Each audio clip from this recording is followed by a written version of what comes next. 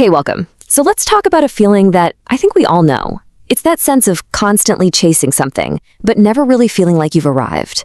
You know, you finally get the thing you wanted, but that feeling of satisfaction, it just evaporates. Today, we're going to get into the psychology of all that desire and figure out what is actually going on inside our heads. It really starts with a question you see popping up everywhere these days. Why do the things that were supposed to be fun just not feel that fun anymore? It's this weird modern feeling that something's off. And that brings us to what you could call the happiness paradox. I mean, think about it. We have more entertainment, more stuff, more opportunities than at any point in history, and yet there's this deep, nagging dissatisfaction that's just simmering under the surface for so many of us.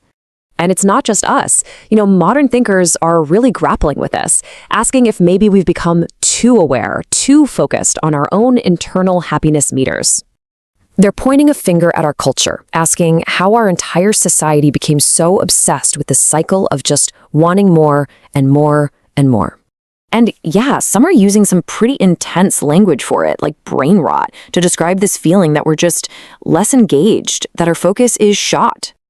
And of course, a lot of people are looking straight at our digital world, where the algorithms seem to reward outrage and addiction way more than any kind of real, genuine connection.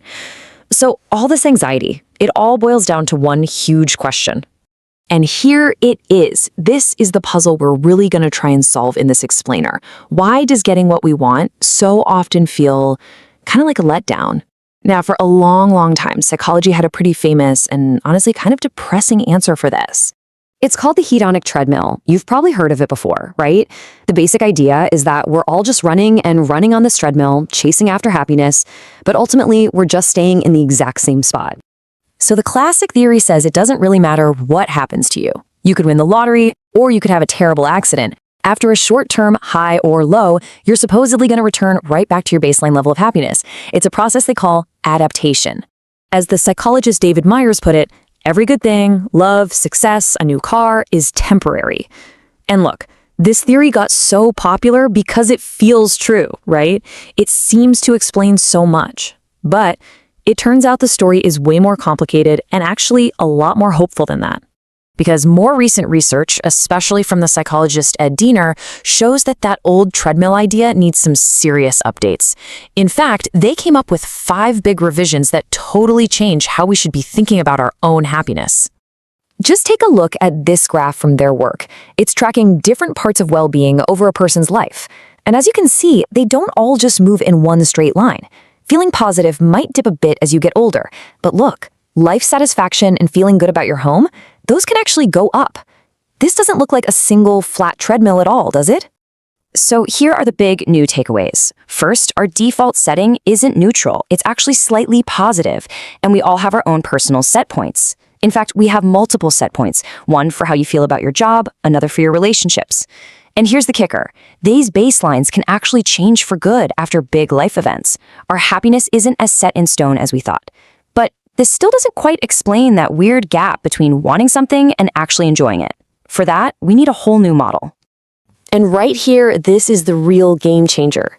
Neuroscientists have figured out that our brains have 2 totally separate systems for desire.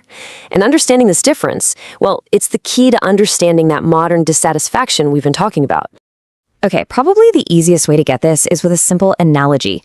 Just think of your desire as having 2 parts, a compass and an engine. Now, they're supposed to work together, but they can get disconnected really, really easily. So liking is your compass. That's the actual feeling of pleasure and enjoyment you get from something. You know, the taste of amazing food or that warm feeling of hanging out with a good friend. The compass tells you what's genuinely rewarding. Then you have wanting. That's the engine. It's the motivation, the craving, that powerful drive that makes you go after something. And the crucial thing to get here is that in your brain, these are not the same thing at all. And this is where things get really interesting, because there's a huge mismatch in how our brains are built. The wanting system runs on this massive dopamine pathway. It's a giant, powerful engine. But the liking system, it relies on these tiny, fragile little clusters of brain cells. So basically, your engine is like a V8 monster truck, and your compass is like a delicate little instrument. And that imbalance, it has some pretty profound consequences. Now, the most extreme example of this imbalance is, without a doubt, addiction. Addiction just perfectly illustrates how that wanting engine can completely hijack and overpower the liking compass. Check out how this works over time. The first time an addict might use a drug, both liking and wanting are pretty high. They want it and they enjoy it. But with repeated use, the brain's wanting system goes into overdrive. It gets stronger, more reactive, more sensitive.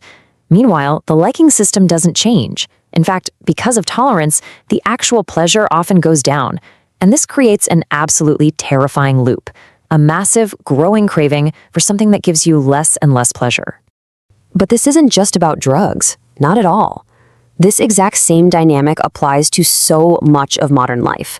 Our powerful wanting engine can be hijacked by anything that gives us a little dopamine hit. That endless doom scroll on your phone, the outrage bait headlines, the constant need to buy new stuff. They all fire up the engine, often without giving us much genuine liking back. So, once you have this new mental model, you can start to look at your own desires completely differently. You can actually learn to stop, check in with yourself, and maybe recalibrate that engine and compass. If there is one thing to take away from this entire explainer, it's this. That feeling of being constantly unsatisfied, it so often comes from listening to the roar of your powerful wanting engine, even when it's driving you in the complete opposite direction of what your liking compass knows is actually good for you. We end up chasing things we don't even really enjoy. And that really leaves us with one final big question to ask ourselves. I mean, really think about it. The things you're striving for, the things you crave, the things that fill up your day, are they actually aligned with what brings you real joy and fulfillment? Is your powerful engine taking you where your compass actually wants to go?